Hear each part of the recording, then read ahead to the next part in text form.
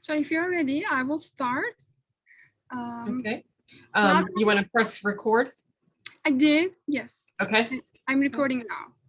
Okay. All right. So, good afternoon, everyone. Thank you so much for joining us today. My name is Nurhak Tuncer, and I'm one of your librarians here at ECSU. And I'm here today to present on critical thinking, evaluation of resources that plays a crucial role in your academic success, together with Dr. Rogers, who is the chair of the university studies. This week is National Library Week, and this year's theme is Welcome. I would like to welcome all of you who are attending or who will be watching this session that will be recorded. So let's look at the outline. Next slide, please. So during this session, Dr. Rogers will talk about displaying student scholarship in e-portfolio platforms and how to articulate what we are learning, creating by using critical thinking skills in the digital age. She will also be talking about gaining 7 habits for successful articulations. On my portion of presentation, I will talk about the definition of critical thinking briefly and emphasize on evaluating resources critically when creating scholarly content and the importance of citing and giving credit when displaying your scholarship. Now, I'm giving the microphone to Dr. Rogers. Thank you. Well, many of you are in, my freshman seminar class. So one of the things that we talk about, as far as, digital, recordings and, display of work is the e-portfolio. The e-portfolio is a way of, displaying, scholarship, things that you have created during, your academic experience at the university, and in particularly in your classes. And so many of us, create resumes, and that's a great document to have, but e-portfolios are, a far-reaching item to share, and show what you have done in a more meaningful way. So for freshman seminar, with the 7 habits of highly effective college students, which is what the book that we focus on in the class, we have these areas that you see on the screen: foundations of leadership. You were to create a bio or introduction, to yourself, as well as include a profile picture. The essay, Why You Are in College, you wrote that during the first semester, I believe, detailing, the reasons, or focusing on the reasons why you decided to go to college. Many of us, just go to college and, it's just, by default, but it's good to reflect on the reasons, why you made the decision and what you plan to do with that degree when you receive it. Also, paradigms. In freshman seminar, paradigms are discussed as, we like to describe them as bad habits that you want to change, things that you do repetitively, but you need to change them in order to grow and, change the course of your life in some instances. So those are very important.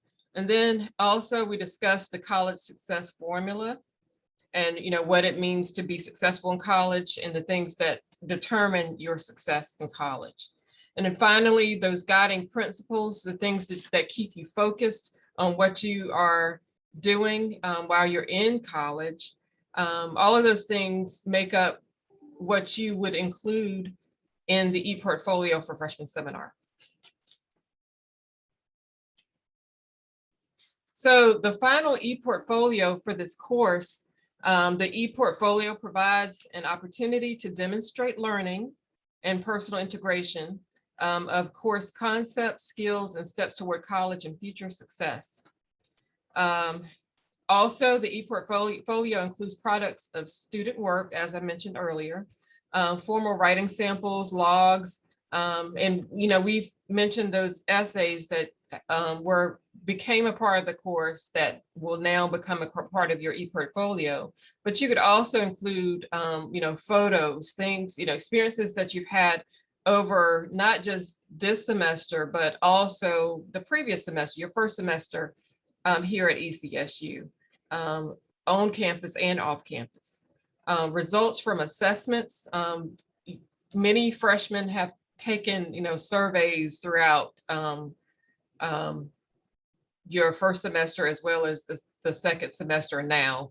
We're giving you, bukus of surveys to take. So those could be included in your e-portfolio.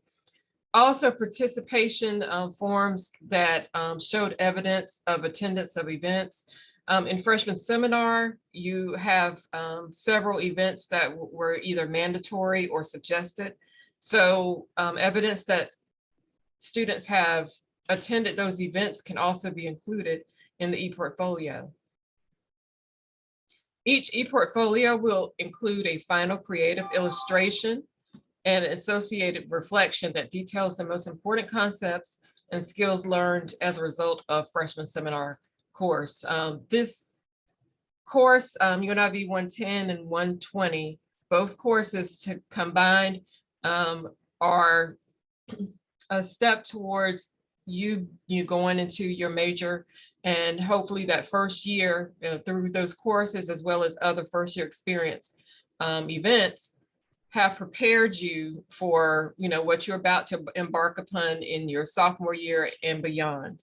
So it's good to have that representation in an e-portfolio format to take on with you.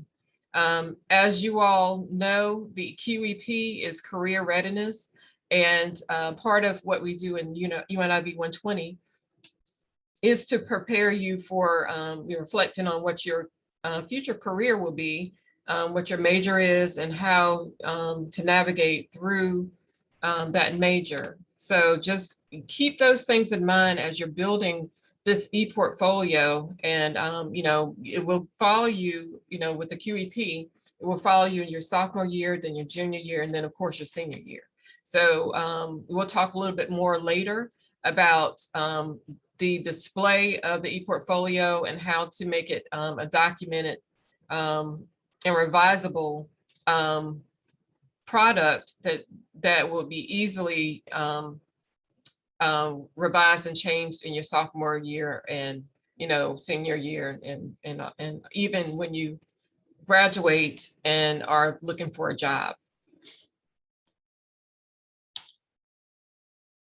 Okay, so for the 7 habits of highly effective college students, those students who are enrolled in this course, there's 7 habits, of course, habits 1 through 7.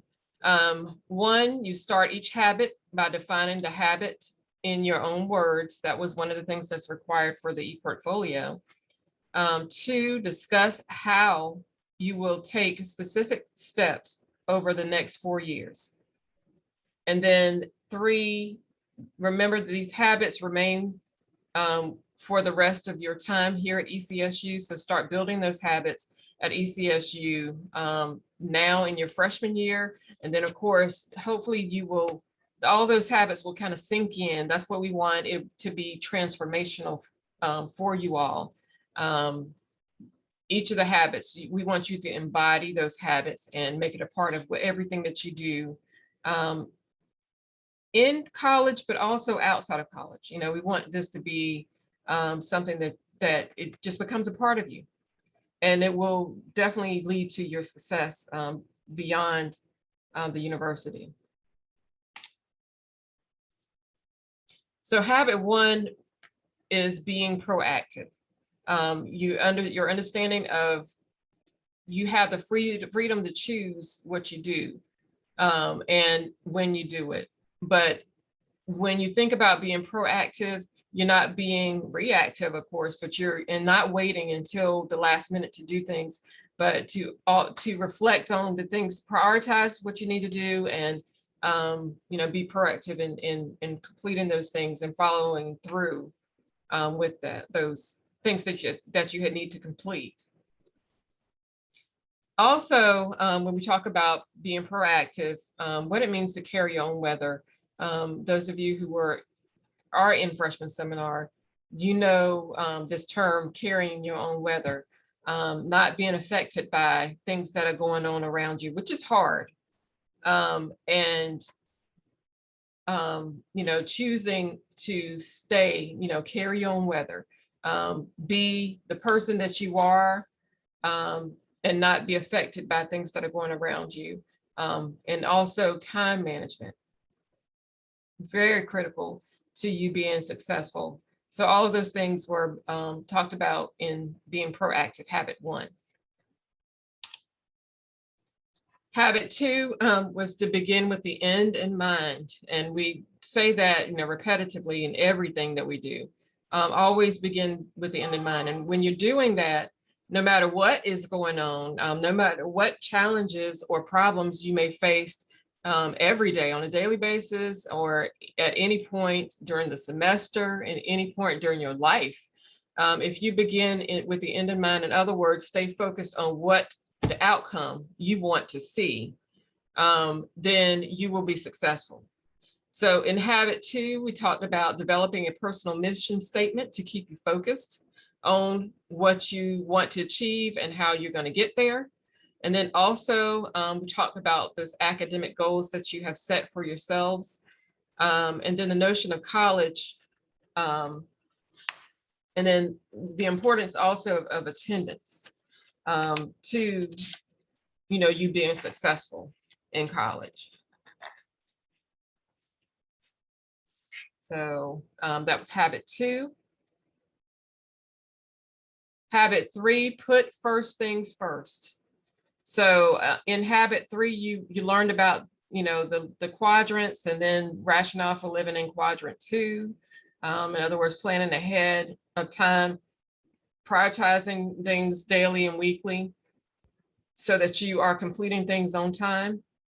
And then we talked about developing a personal development plan, how you plan to develop yourself, you know, and become that professional person that's going to walk across the stage in 4 years.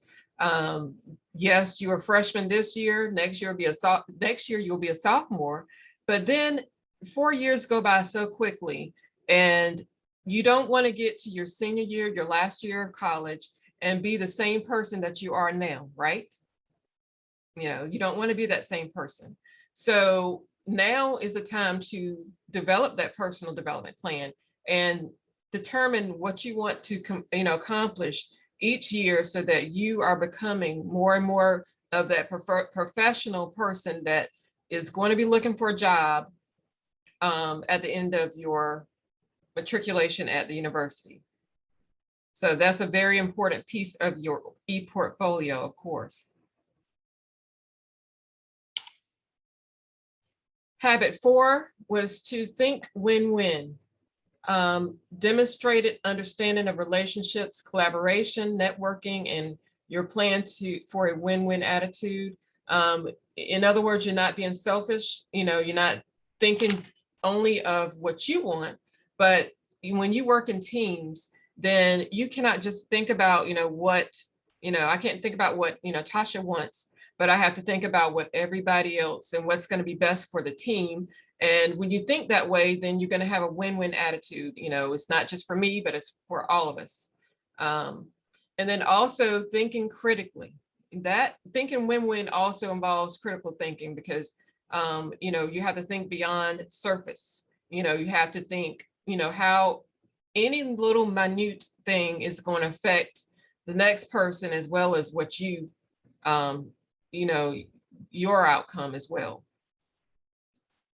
Then also, it may also include an explanation of your emotional bank account, and as well as planning for capitalizing on campus connections with professors, administrators, and peers. That was a very key, important part of growing and developing this year, is developing connections on campus. Whether you are a distance learning student or you are on campus, you reside on campus, it's very important that you develop those key relationships not only with other students, your peers, but also with faculty, in your classes that, your faculty who are teaching you, and with faculty who are, you may be your advisor. But develop those strong bonds so that you will have someone to go to, not only now, as you're matriculating, but think about, the future when you leave the university and you're going to need letters of recommendation, probably even next year, but even when you graduate. So it's very important that you develop strong relationships with your faculty administration at the university. So any evidence of that, again, any of these things can be included in your e-portfolio. Habit 5, seek first to understand and then be understood. And I believe that's the habit that we're on in class this week. And that's the habit of listening.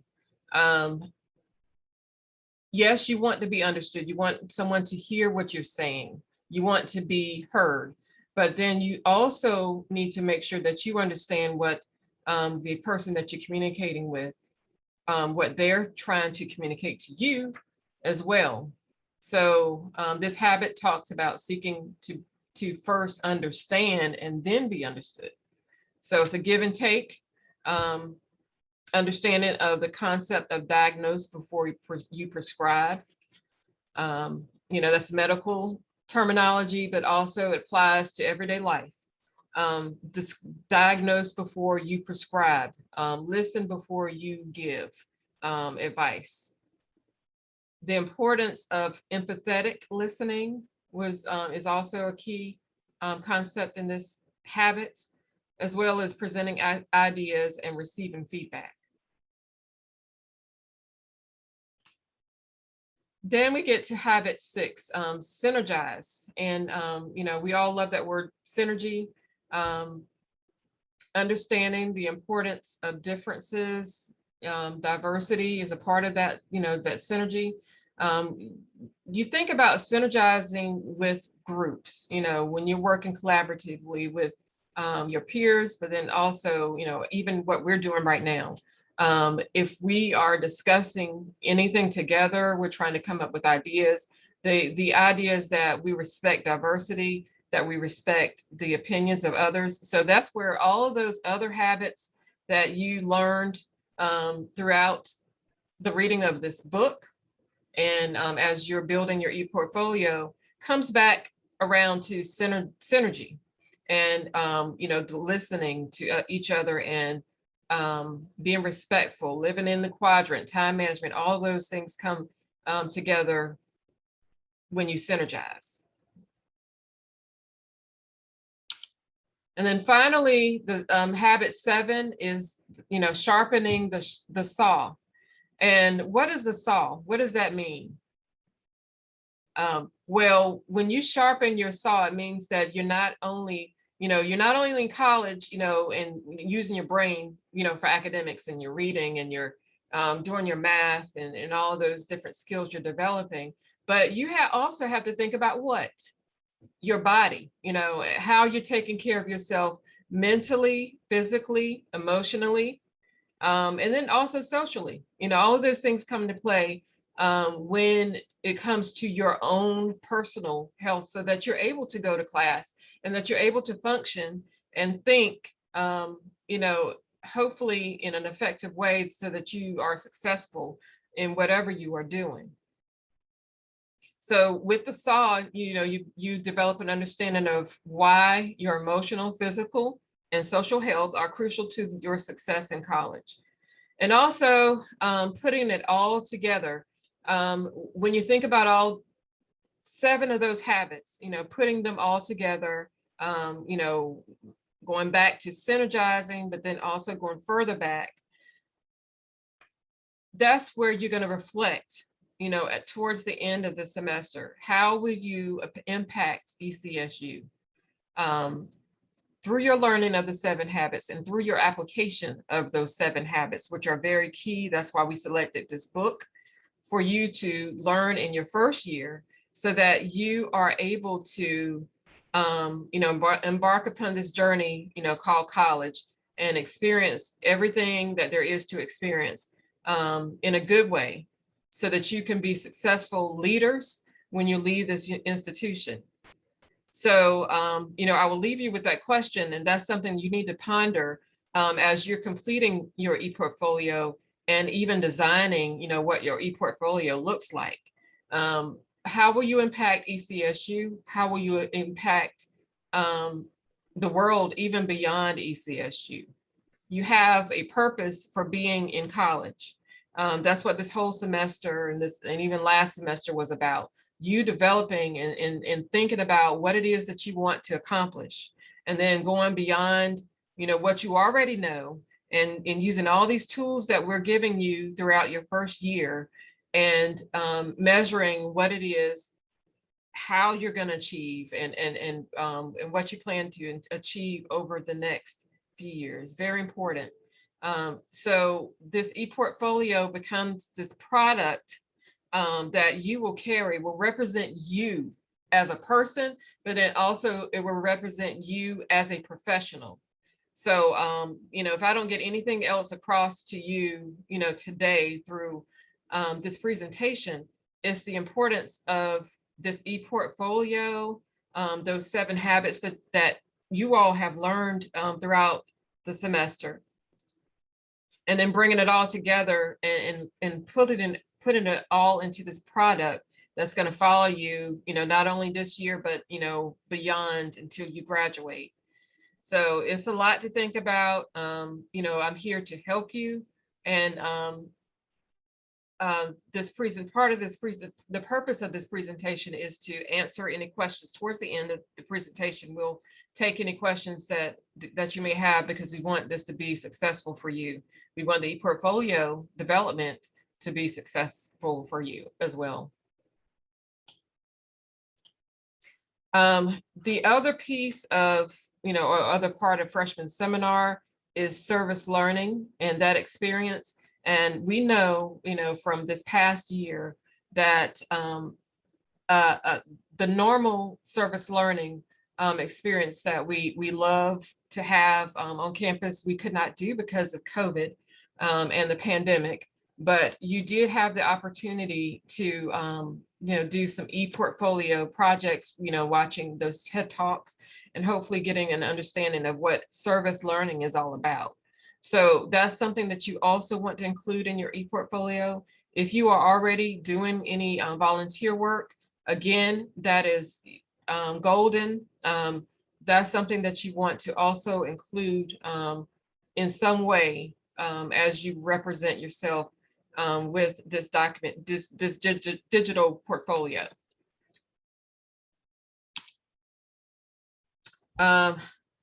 We talk about career and major choices throughout the semester. So these are some of the things that you definitely want to include in your ePortfolio.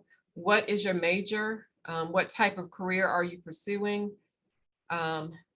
Reflect about career and major choices. For example, what research did you do to select your major and career? And one of the things that we did as a part of freshman seminar was the Myers-Briggs, the super strong assessment. And so that was a key item, that you receive your results from that, completing that assessment. And that is definitely something that you can include for this area, career major choices. But you also need to reflect on why you have chosen the major that you chose. Some people, get at some point in their first year, it's common to change the major because you discover along the way that maybe this isn't the area that I need to be in. This isn't my purpose. So, it's okay to change your major. But at this point in this semester, I hope that you have determined what that you've already made the change that you need to make, and that you are indeed in the right major. So that this is a part of the reflection of your career choice, your major, and why you made those decisions that you made for your career. Okay, finally, this is my final slide. We talk about how you build your e-portfolio, and the websites you see listed here are all free sites, I believe, that you can use to build the e-portfolio. For freshmen and freshman seminar, the midterm, you had to create the e-portfolio in one of these sites already. But if you did not, then these are the sites that we're looking at building e-portfolios. That when we talk about the QEP, and now you're not only doing this e-portfolio for freshman seminar as a final project, but it also will be something that will follow you in your sophomore year. The expectation is that you keep this e-portfolio, your web link to the e-portfolio, and the things that you will be required to include your sophomore year, and then your junior year, and then your senior year will also be archived in this e-portfolio. So there is some additional information about building e-portfolios that I think will be very helpful as you are finalizing your e-portfolio for the end of the semester. The link at the bottom of the screen here, Library Guide, has some very good information about e-portfolios. So please, and we can provide that, I can provide it in freshman seminar for you, so that you can have the link if you have any questions about building the e-portfolio. And so again, if you have any questions for me, we'll just hold those until the end of the presentation. And I'm now going to turn it over to Ms. Tuncer.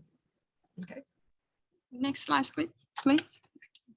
Thank you, Dr. Rogers. How you can utilize library resources at your work. My presentation will be outlined in 3 sections. Let me share my screen.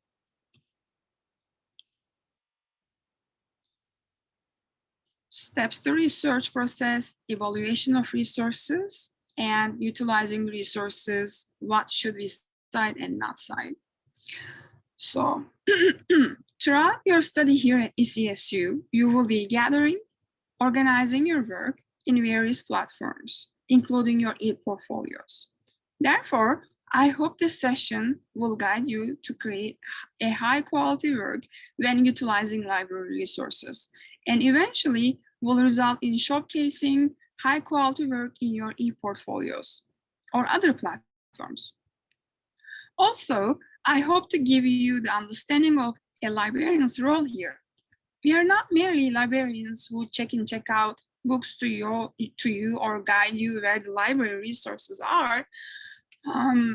But more importantly, as your librarians, we are here to help you and guide you to push thinking critically when evaluating resources that you will be using at your work here at ECSU and for the rest of your academic career.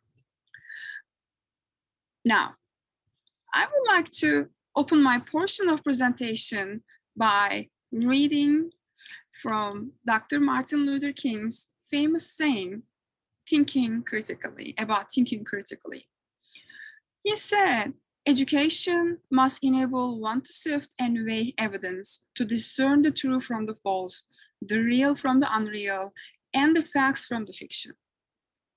The function of education, therefore, is to teach one thing intensively and to think critically. So, what is the name? Now, what is critical thinking? Let's look at the definition. Critical thinking is the intellectually disciplined process of actively and skillfully conceptualizing, applying, and analyzing, synthesizing, and evaluation of information gathered from or generated by observation, experience, reflection, reasoning, or communication as a guide to belief and action. According to the foundation of critical thinking, this is a definition that has a lot of action verbs.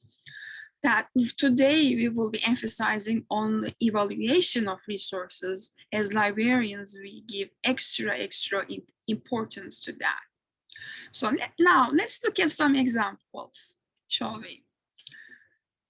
But before we look at the examples, I would like to say more about the action verbs. So as you may all know, academic focuses on the creation of new concepts when the researcher seeks relevant information in articles, books, and other resources using critical thinking skills. These concepts apply to any content that you will be creating, not only research. It can be a blog post, it can be an artwork, or a music that you might be composing even. It can be a virtual or visual element that you might be creating here at ECSU or throughout your career.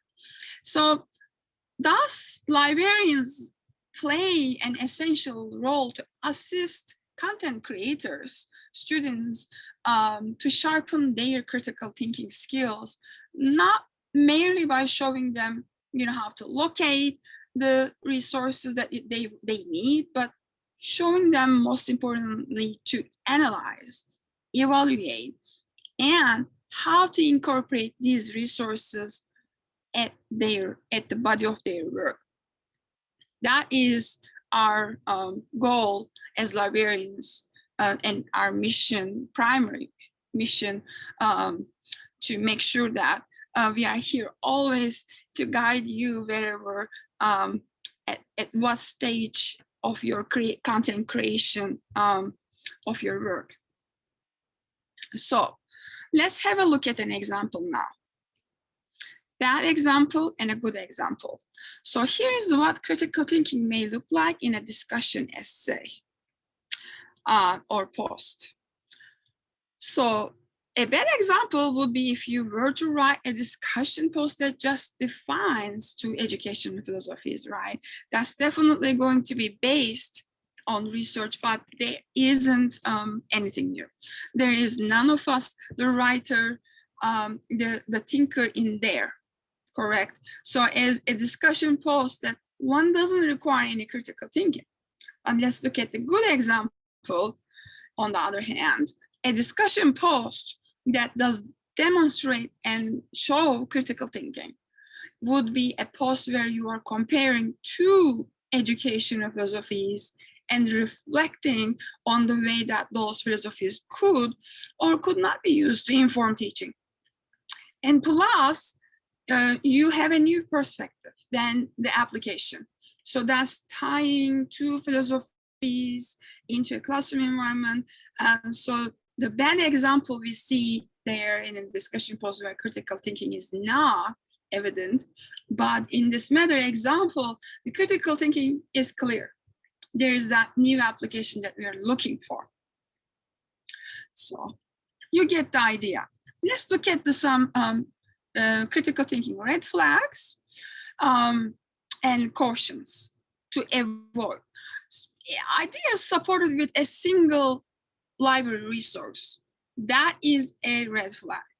Sometimes it helps to know, what to do, what to look by, what not to do. If you see any of these cautions, red flags in your scholarly work, it's a little, red flag that there isn't just enough critical thinking yet.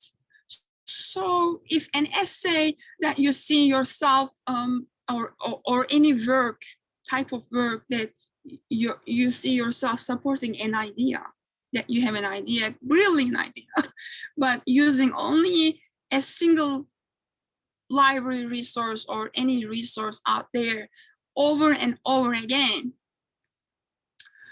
as an evidence to support, to back up that awesome idea, then you are relying on just a cited resource, a single piece of research or a resource that is really, really good, but it helps to have that validated or backed up in other places with additional resources, right? You might need more evidence to support your brilliant idea. Next. Extensive use of quotations. Learn paraphrasing and summarizing techniques. That's that's what I say to my students all the time. So you must make sure that you learn paraphrasing techniques. Anytime there's an essay that has, that has extensive quoting, if there's quote after quote all over the place, that also is a red flag, yes. So as a writer, you want to be in control of that, okay? And instead of relying on other resources heavily, even if they happen to be amazing library resources, amazing sources as evidence backing up that idea, it helps for you to paraphrase that with your own words, with your own critical thinking. And that's what we also look at that as librarians. We want our library users to use the resources that we provide for them, blending with their own strategies, and with their own words to phrase it and summarize them when they are incorporating these resources at their work. Makes sense? So next one is use of sources with questionable credibility. Okay, so this one is about having sources that have questionable credibility. So if you look at your reference list, that you need a reference list, and there's some kind of iffy sources there and not a lot of named authors, could be a red flag. A lot of sources that come from general websites, not websites of academic journals or other reliable sources. If you notice that you have some sources that with questionable credibility, that means what you are basing your ideas on is a shaky foundation.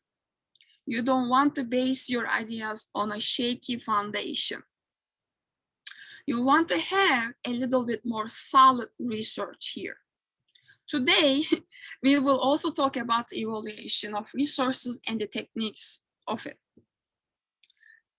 And the final red flag that I would like to emphasize here is the restatement or summary of what a library resource just said.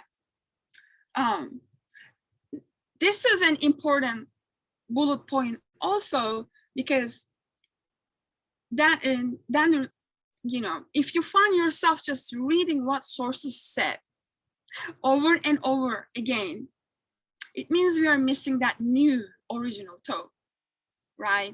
Your argument, your assessment, your own critical thinking. So if any of these 4 things that I mentioned today, you notice when you're revising your work or reading through a draft, you can say, okay, I think I need to add a little bit more critical thinking here. And so also today, again, we are going to look at how a basic paragraph looks like when we are incorporating a resource by using our critical thinking. Okay, synthesis. I would like to talk about synthesis as one of the important actions of critical thinking, is when we take a whole bunch of elements and we take all of those things and pull them together into something new, into a cohesive whole. So really those independent elements that could be a whole bunch of research, like 5 different articles, and combined with books and other resources. So for example, I synthesize when I read those, let's say 5 articles. It was me and my brain that pulled them together and create something new. I did the synthesizing. We have to compare and contrast to what we need to say. We have to evaluate and interpret the information, and then we still have to use it to create something new. our original thought. Okay, now I would like to talk about the steps to the research process. Research involves applying critical thinking to information when a researcher evaluates the material relevancy and develops a perspective, correct?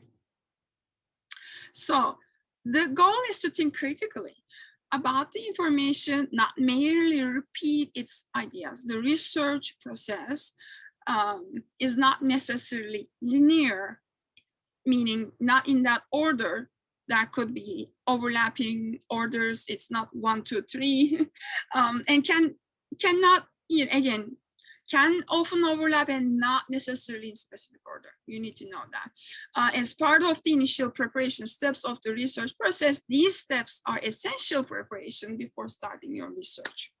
So the first step is investigating, understanding your assignment, finding a topic to research, identifying a problem, and establishing a thesis statement when necessary before starting to search for resources.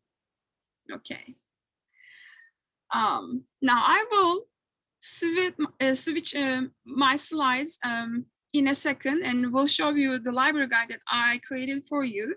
But I would like to mention about those steps first. Then I will switch my slides to the library guide. So again, tips for investigating before starting your research are important. You need to know what kind of assignment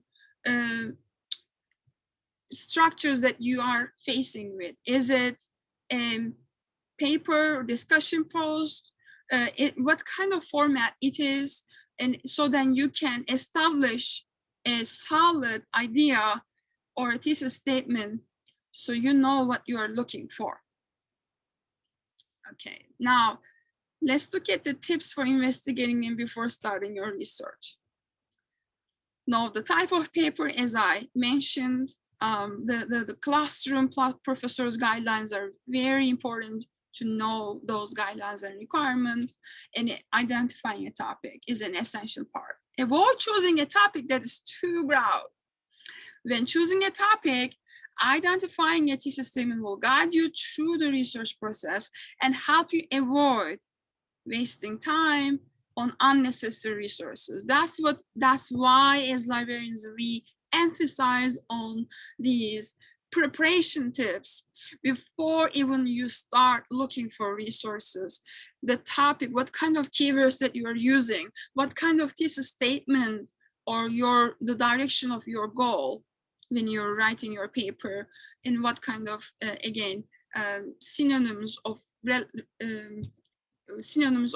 keywords that's related with your topic, so then we can use these terms in the search and apply it in the search strategies when we are looking for a resource for your needs. Most importantly, outlining of your paper is highly related with resources that you will be needing in terms of how you will be structuring your paper. If you need, let's say, 3 examples of a scholar, you might need to inform your librarian what kind of structure you have in your mind or outline in your mind, so then we will know what kind of examples that we will be searching together.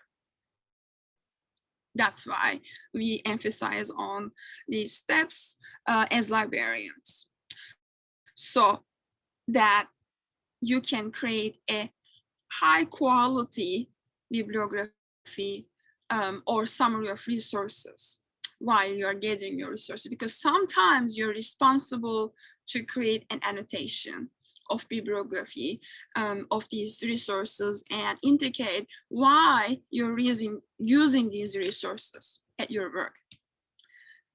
Now, step 2, searching and locating information. It's only 2 steps away. You just go to the www.ecsu.edu and under academics tab, from the upper menu, click on the library to access the library online catalog. Now at this stage, I will just stop sharing my screen of the presentation, and I will switch to the main. Wow.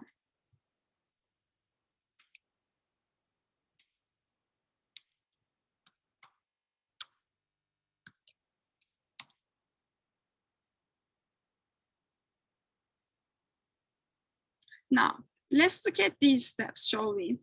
So from here, under academics, when you click on the library, you will get the search box. And from here, you can start searching. And when you scroll down and if you click on subject guides and under C, critical thinking and academic research, this is the guide that I created for you. So from here, we already covered the first investigating first 3 steps of preparation to research process, investigating before starting your research, searching and location of information, and understanding the types of information. Now, I would like to talk about understanding types of information a little bit. The distinction between primary, secondary, and tertiary sources differs according to the discipline.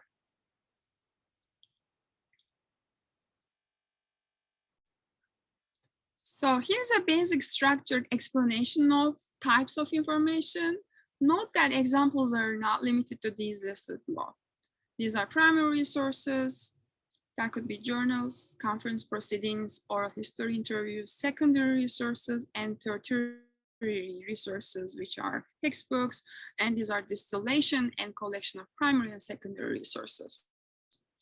And there are some tabs here, when to use articles, and there are selected library databases, and a note on peer review. What it is that have been evaluated by the writer's professional colleagues or peers.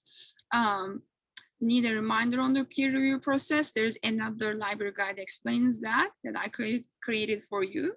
So types of periodicals differs by the format and audience, authority, usage, and these are some examples.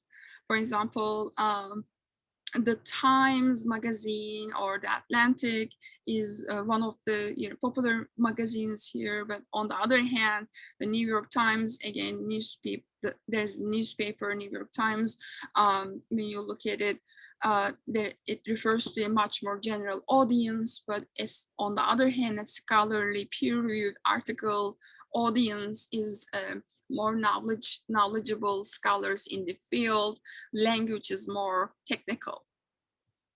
And scholarly journals are written by researchers, academics, scientists, professors, etc. And there are some videos here. I put here short videos explaining information cycle and types of information. Same for books, when to use them, and there are some ebook databases links that I provided for you here, and the types of information according to disciplines. The types of information may vary across the disciplines. Again, as I said before, it's important to identify the purpose of research as well as the methodology of research before even trying to locate primary or secondary or tertiary resources. And here's an information timeline. And let's look at the information timeline to understand the types of resources better. As you see, social media within minutes, news sites, TV, radio, daily newspapers are within days, and weekly magazines are produced within a week. monthly magazines within a month, scholarly journals, it takes maybe more than 3 months to get published. And for the books, it might take much more longer. And it's at the bottom of the information timeline. Next, I will be talking about evaluation that I would like to emphasize on, and that's probably the core of the today's session. Evaluation is one of the significant steps of the research process. If you're not evaluating the resources you will be using in your paper or any work, then it will slow you down. You need sufficient well-evaluated resources to support your research thesis statement or your goal. While searching for the resources you need, it is important to remember there are 5 tips: currency, relevancy, authority, accuracy, and purpose. The source is out of date or too old, that's a red flag. If the source is recent and has information about the latest advances and ideas, then that's what you will be looking for in terms of currency. If it is directly related with your topic and clearly helps the support of your argument, it's relevant, that's what you would be looking for. If it is incorrect, if the facts doesn't seem very important or true or supporting what you will be saying at your work and not relevant enough, then that's a red flag. If the source is not intended to sell something, market something, or is biased, then that's something that you would be also looking in terms of evaluation parameters. So please keep in your mind this library guide that I created for you and all of these 5 tips that will guide you. Make sure that you are asking the right questions. When was the information published or posted? Has the information been revised or updated? And what to avoid and what to look, basically. And there are a couple of exercises at the end of each tip that I designed for you from our library resources. And I hope that will be beneficial for you to make your decision in choosing the right resource. Relevance, for example, is something to do with the scope of the resource and see if that resource is matching with the scope of your research or your goal when you would be creating a content, whether it's a research or any type of work. Basically, it can be a poster design, it can be a composition of a music piece, anything that you might still need an evidence or resource to support, back up your own work. Where should you look at to determine the currency of a resource? Print or online sources, you might need to read the abstract or summary first, then the introduction and conclusion. What to avoid? Sources that provide minimal and less useful information for your research project, and sources that provide too little or too broad information for your research. Authority. Authority has something to do with if an author is an expert in his or her field. What are the author's credentials or affiliations? Is the author the interpreter of the information or the original creator of the information? Look at the organization or body that published that information. Is it an authoritative publishing platform? Is it a peer-reviewed journal or not? Does it have an explicit position or biases? You know, in today's media, for example, there are cited news newspapers and there are uncited newspapers. Knowing which one is free of biases and free of cited views helps to determine the authority aspect of a resource, and thus will help you to choose the right resource that you need. Accuracy. Accuracy has something to do with asking questions of the list of references cited in the work, for example. Does the list of references include scholarly names, sources? And again, are there any grammar mistakes or typos? Is the text poorly organized? You need to avoid sources that are poorly written and needs editing.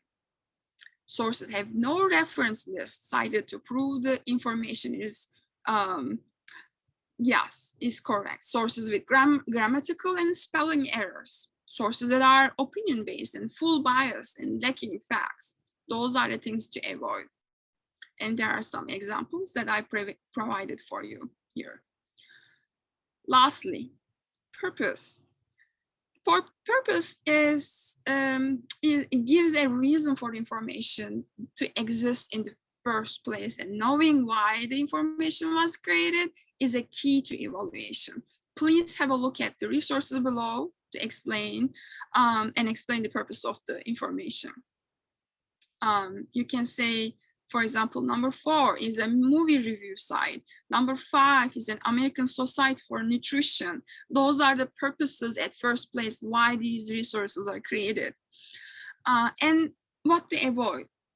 Sources that are primarily opinion-based without facts or statistics, and sources that are primarily concerned with selling and full of advertisements. Those are the items that you should be avoiding to use at your work.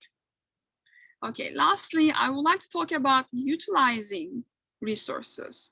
So after identifying, locating, and evaluation of resources created by other people, now it's time to utilize that information. The question is how to incorporate this information into your work by blending your critical thinking skills. So we talk about the definition of critical thinking, right? And then we talk about academic research. We look at the red flags, but we also look at synthesis. How to make our own synthesis by blending information, taking information from multi-resources and coming out with a new idea. Makes sense? So when incorporating others' work in academic writing or any type of work, we need to remember that we have to cite them to avoid plagiarizing, but not only for avoiding plagiarizing, we have to make sure that we properly use our own wording to cite them, but at the same time, we have to make sure that we follow the appropriate citation style and according to the right discipline in which you are writing. So citing resources properly is important, but what to cite, what not to cite helps us to determine a little here. Non-textual information that you find in other resources, sound, diagrams, illustrations, charts, videos, digital media, pictures, or other visual materials. These are all that you need to cite. A student asked me the other day, how would I cite images? How would I cite a YouTube video? How would I cite a statistics or chart? It's very important to know that not only articles or textual information that you need to cite, but there are also non-textual information that you found in other resources, a link from a blog post, for example, on the web, you still need to cite it. What not to cite is your own words, your own ideas, original research, and common knowledge. How to cite depends again on the discipline that you are studying. Know your citation style. Consult your classroom professor. Every discipline citation style is different. MLA, APA, Chicago Tribune are the most common citation styles. Know 3 citing methods: quotations, paraphrasing, summarizing. Remember, we talked about this a little bit at the beginning of this presentation. Avoid using quotations. That's a red flag of a lack of critical thinking. If you blend paraphrasing and summarizing techniques with quotations, that is an evidence of your own work, your own critical thinking, and you did the work there by blending all of these resources, making a synthesis when you are incorporating them in your work. So you can watch the quick video explaining these citing methods when using information sources for your work. But please don't hesitate to come to me or any of the librarians here at ECSU about getting more information about the citation, whether it is a citation style that you're looking for or the methods that you are trying to learn more about, paraphrasing, quotation, or summarizing techniques. Okay, so finally, I would like to talk about a little bit plagiarizing about this section. So tips to avoid plagiarizing is, again, use quotation for the exact wording you use directly. Use your own words when paraphrasing and summarizing, and know how much percentage on that you paraphrase or summarize. Percentage is important. Again, provide citations for all quotations, summarizes, and paraphrases. Provide citations for any material, again, including non-text resources such as images, audio, information obtained by email even, or a chat even. So you want to make sure that there is a way to citing any type of information that you will be using at your work. Ask a librarian to help you with citing your resources properly in the required format. When in doubt, if it is a piece of common knowledge or not, just cite. Avoid oversighting. And it is another form of plagiarizing. Make sure to incorporate your own ideas with the citations and explain them. Now, speaking about explanation and analyzing the citation, explaining and analyzing information you're citing is the most important part of your research process that lets you incorporate your own critical thinking skills. It basically lets your reader see how to combine your own ideas with the existing research in the field. After introducing the information, you must always state why you're citing your research, and connects us to the beginning of this guide. Remember the evaluating resources according to your research topic section and why you choose these resources in the first place. From the carefully evaluated resources that you gathered with the help of your librarian, now it is time to identify some sections that mostly support your thesis argument. Take notes while you're identifying these sections and make sure you remember where you find these sections. Think about citation embedding in your paper in 3 steps. Introduce the citation first, tell us who is the author, and the idea claim that your citation will support. Cite the citation using one of the 3 citation methods, as we mentioned before, and this is a part that contains solid facts that stand as evidence to back up your point. And lastly, explain how this information supports your thesis in your own words, using your critical thinking. indicate whether you agree or disagree with the information you cite, and explain how it connects to your own standpoint.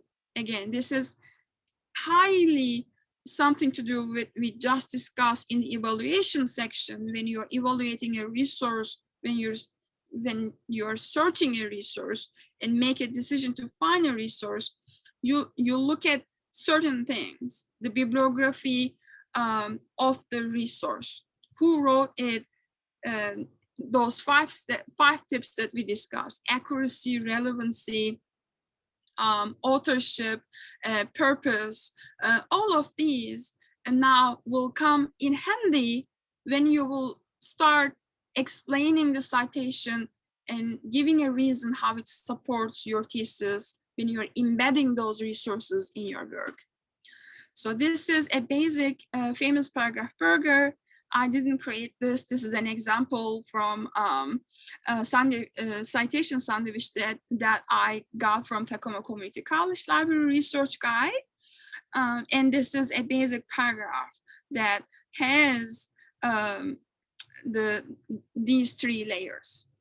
So the first layer is introducing, and then the second layer is putting the citation from another resource. And the last layer here, as you see, is explaining that evidence, the fact that supports your critical thinking.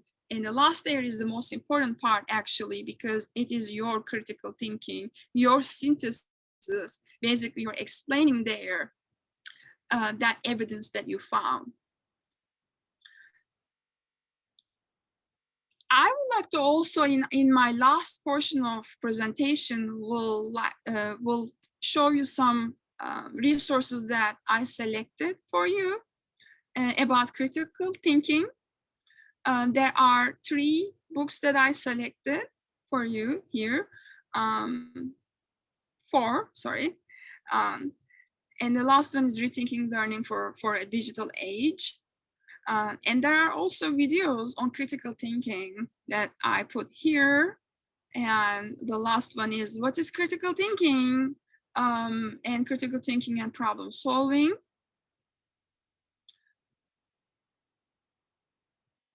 I hope this helps for you to showcase your scholarship after you're done accomplishing your final projects, and if it is time to, now showcase them in platforms such as ePortfolios. And these resources might give you some ideas about how to display your scholarship in ePortfolios. And these are the portfolio building sites.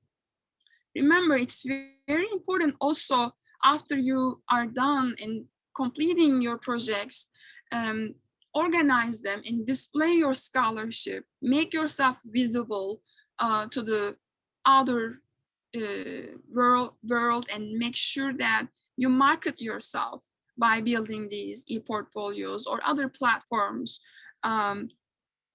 using some softwares and programs. And these are also cloud resources for ePortfolios useful for storing additional content. Okay, this concludes my presentation today. Please don't hesitate to get in touch with me. I'm your librarian, one of your librarians here at ECSU. I'm located at Fine Arts Building, 2nd floor, room 234. My name is Nurhak, and thank you so much for attending to today's session, and thank you so much for your time.